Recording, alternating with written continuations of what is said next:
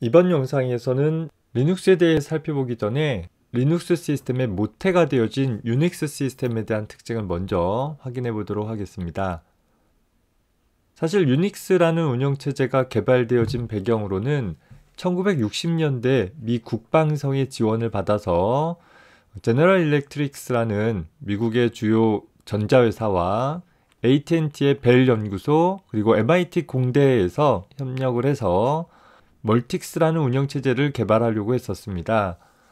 이 멀틱스라는 운영체제는 다수의 프로세서를 갖는 시스템으로 동시에 다중 사용자들이 다중 프로세스로 운용되어질 수 있는 시스템을 지향을 했었죠.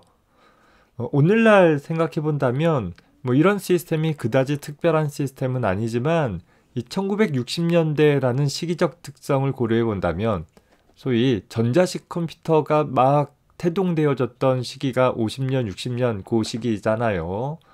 그 당시 기술로서는 이 멀틱스라는 운영체제가 지향했던 것은 너무나 이상적인 운영체제로서 당시 시스템은 운영체제라는 개념도 거의 없었을 시기인데 이런 높은 성능을 지향하다 보니 현재 운영체제 자체는 개발이 되었으나 그 당시 전자기술로는 충분한 속도를 얻을 수 없어서 결국은 실패한 프로젝트가 돼버리고 말았습니다.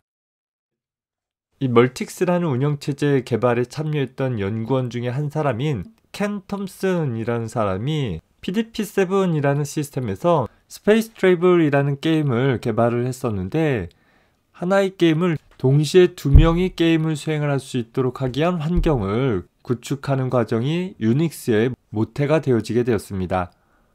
사실 초기에는 어셈블리 언어로 작성되어졌다가 추후에 데니스 리치라는 사람이 이 유닉스라는 운영체제를 다양한 환경에서 쉽게 포팅할 수 있도록 하기 위해 C 언어를 만들고 C 언어로 재작성되어지게 됨에 따라 이식성이 높은 즉 C 컴파일러만 준비되어 있다라고 하면 어느 CPU에서도 돌아갈 수 있는 운영체제가 되어져서 이후 널리 퍼지게 되어졌죠.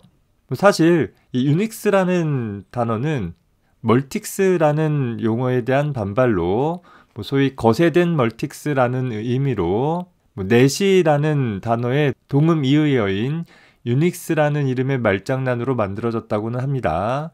다만 그것이 추후에 유닉스라는 현재 우리가 지금 알고 있는 그 이름으로 개명이 되어졌어요. 이런 유닉스라는 시스템이 가지고 있는 특징들을 살펴보면 기본적으로 멀티 유저 인터랙티브 시스템으로 당시의 대부분의 시스템들은 단일 사용자 일괄 처리 시스템이었던 거에 반해서 유닉스라는 시스템은 다수의 사용자가 동시에 프로그램과 상호작용해 가면서 일을 수행을 할 수 있도록 구축되어진 시스템이었습니다.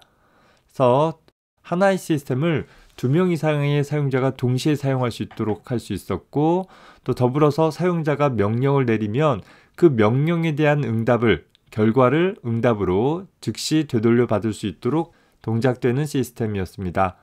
따라서 하나의 공동의 프로젝트를 수행을 하는 연구 그룹의 유용한 형태의 운영체제로 당시 컴퓨터라는 것이 흔하지 않았던 시기에 한 조직에서 갖고 있는 컴퓨터를 통해 다수의 사용자가 동시에 그 시스템을 이용을 해서 주어진 작업들을 효과적으로 처리할 수 있도록 구축되어진 시스템 소프트웨어로 추후 다른 운영체제의 모태가 되어지는 그런 특징들을 갖고 있습니다. 더불어 이런 유닉스라는 운영체제는 C분할 스케줄링 알고리즘에 근거해서 멀티태스킹 방식으로 동작하는 시스템이었습니다.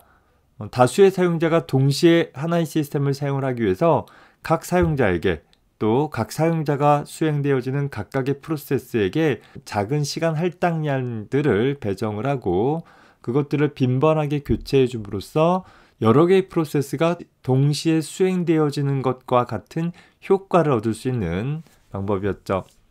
물론 오늘날 사용하는 대부분의 시스템도 유닉스와 마찬가지로 C분할 시스템으로 한 번에 하나 이상의 프로그램을 동시에 수행 가능한 형태를 취하고 있습니다.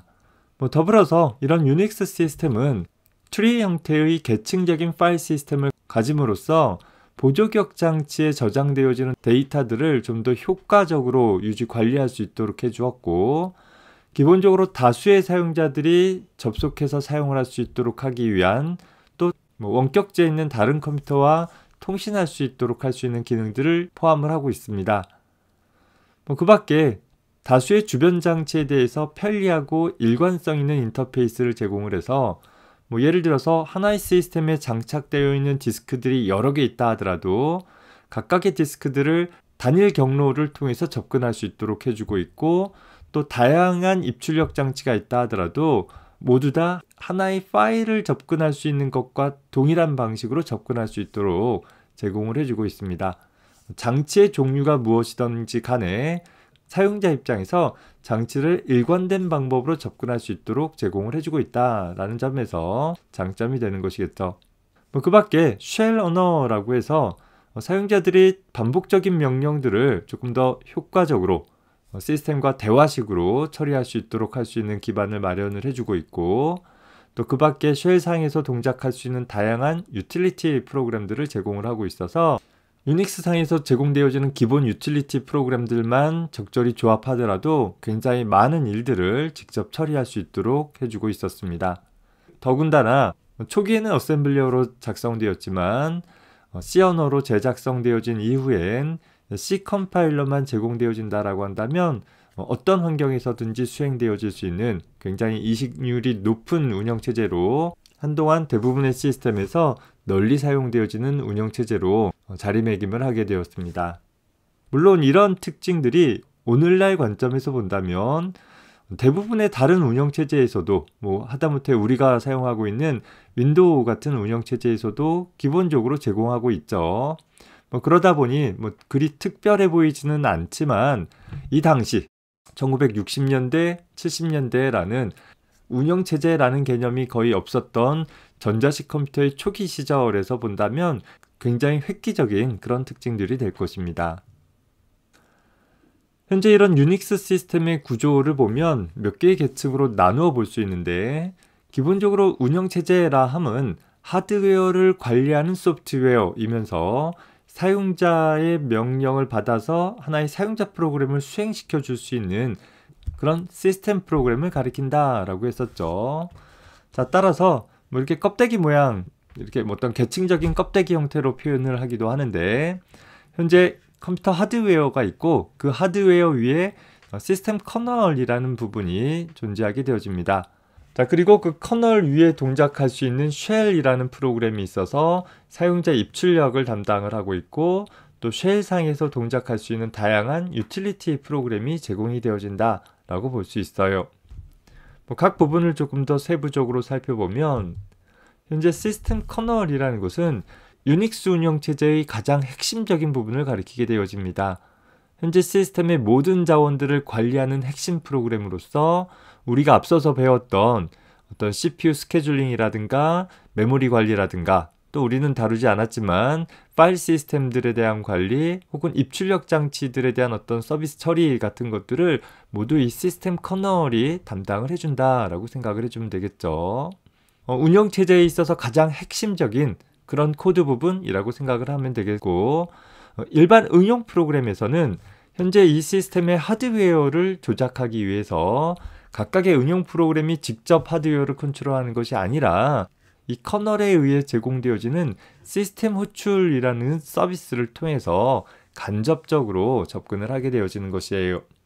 예를 들어서 내가 작성한 프로그램에서 파일로부터 데이터를 읽어드리겠다라고 한다면 현재 그 파일이 저장되어 있는 보조기억 장치의 특징이 어떠한지를 응용 프로그램을 작성하는 내가 직접 판단해서 처리하는 것이 아니라 그 내용들은 이미 커널이 다 알고 있고 커널이 어떻게 접근하는지를 알고 있는 상황에서 나는 그저 커널에서 제공하고 있는 디스크 리드에 대한 시스템 호출을 통해서 특정 파일로부터 데이터를 얻어오는 처리들을 이 커널의 중계를 받아 처리를 해나갈 수 있게 되는 것입니다. 따라서 현재 하드웨어 종류가 바뀐다 하더라도 응용 프로그램 입장에서는, 응용 프로그램을 작성하는 프로그래머 입장에서는 일관된 방식으로 접근을 할 수 있다라는 장점이 생기게 되는 것이겠죠. 자, 그 커널 위에서 동작하는 가장 기본적인 프로그램으로서 쉘이라는 프로그램이 있습니다. 사실 우리 윈도우 시스템 같은 경우는 커널과 쉘의 경계가 구분되어져 있지 않아요. 그래서 윈도우 시스템만 사용한 우리 입장에서는 다소 낯설게 느껴질 수 있는데, 현재 유닉스나 리눅스 같은 시스템은 커널 부분과 쉘 부분이 엄격하게 구분되어져 있고, 이 쉘이라는 것도 하나의 응용 프로그램처럼 별도의 실행 파일 형태로 존재하기 때문에 사용자가 그 쉘을 원하는 다른 쉘로 교체해서 사용을 하는 일들이 가능하기도 합니다. 자, 이 쉘이 담당하는 역할은 기본적으로 사용자로부터 명령을 받아들이고 그 명령을 해석해서 현재 시스템 내에서 적절히 수행되어질 수 있도록, 물론 명령을 실행하기 위해서는 이 커널의 도움을 받아서 새로운 프로세스를 할당한다든가 등등의 작업들이 일어나야 되겠죠. 그런 처리를 담당해주는 소위 사용자 명령을 해석해서 하나의 응용 프로그램을 실행시켜 줄 수 있는 처리를 담당해주는 프로그램이 쉘이라는 프로그램입니다. 쉘은 현재 유닉스 초기에 개발되어진 본 쉘부터 해서 최근에 다양한 종류의 쉘들이 제공이 되어지고 있고, 그런 쉘들 중에 하나를 각각의 사용자는 시스템에 로그인을 할 때 기본적으로 사용할 수 있도록 설정을 해서 그 쉘을 통해 이후 각종 명령들이나 프로그램들을 수행을 하는 일을 처리하게 되어집니다. 각각의 쉘마다 기본적인 기능들은 같지만 사용자 편의 기능 같은 것들이 조금씩 다른 점들이 있어요. 자, 그래서 내 입맛에 맞는 쉘 프로그램을 가져다가 현재 내가 로그인을 할 때 사용을 할 수 있도록 설정을 해줄 수 있다라는 것입니다. 자, 그리고 그 쉘 상에서 동작할 수 있는 각종 유용한 프로그램들을 보통 유틸리티라고 부릅니다. 도구 모음 정도 생각해 보면 되겠죠. 현재 커널에 해당하는 부분은 아닌, 즉 하나의 운영체제에서 제공되어지는 핵심적인 소프트웨어는 아니지만 하나의 시스템을 관리하기 위해서 필요한 유용한 어떤 기능들을 수행을 해주는 프로그램들이 있을 거예요. 특정 경로의 목록을 보여준다라든가, 특정 파일들을 생성을 한다라든가, 압축 관리를 한다라든가, 등등 여러 가지 시스템을 운영해 나가는 데 있어서 필요한 기본적인 프로그램들을 유틸리티라고 하고, 사용자는 쉘의 그런 유틸리티 프로그램을 수행을 하기 위한 명령들을 입력을 해서 처리를 해주게 되어져요. 일반적으로 유닉스에서 제공되어지는 이런 기본 유틸리티들을 외부 명령어라고 부르기도 하고, 이 쉘 프로그램이 별도의 프로세스를 생성을 해서 이런 유틸리티 프로세스들을 구동을 해주게 되어집니다. 물론 쉘 자체 내부적으로 가지고 있는 내부 명령어들도 존재하기는 하는데 내부 명령어의 개수는 많지 않아요. 특히 이런 유틸리티 같은 하나의 실행 파일이 현재 시스템 내에 적절히 저장되어지기 위해서는 각각의 하드웨어마다 별도의 파일 시스템이라는, 즉 파일들을 저장하는 체계들을 갖고 있어서 파일과 같은 것들을 사용자가 효율적으로 사용을 할 수 있도록 제공을 해주고 있습니다. 이런 유닉스의 발전 과정들을 개략적으로 살펴보면, 최초의 유닉스는 1960년대 말에 어셈블리 언어로 작성이 되어졌다가 70년대 초에 C 언어가 개발되어지면서 C 언어로 재작성되어졌다라고 했었죠. 그것이 70년대 중반에 공개되어지면서 이후 다양한 버전의 유닉스가 만들어지게 되어지는 계기가 되어지게 됩니다. 크게 보면 시스템 5 계열과 솔라리스 계열, 그리고 BSD 계열, 이렇게 크게 세 부분으로 나뉘어집니다.